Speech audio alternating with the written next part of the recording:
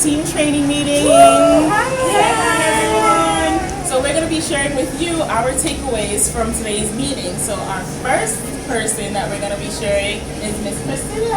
Hi everyone. Just like to let you know that I love selling for A1 right now, and I would love to continue. And I was taught today to always be positive and to keep toxic people out of the way. And to have your separate envelopes. Personal from Avon. That's the great response that I've always needed to know. Having two envelopes. Two envelopes. Personal, Avon. Thank you. I'm Anitra, and my takeaway is to basically plan ahead of time, and so your business can run more smoother and that you can be successful at this business.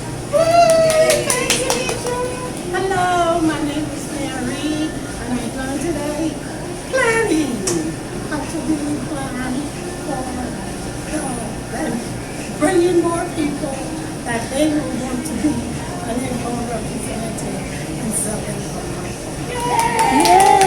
Thanks guys. So you heard it here. Come to the trainings where you learn more about how to grow your business and learn about how to make sure that you're more successful in your business.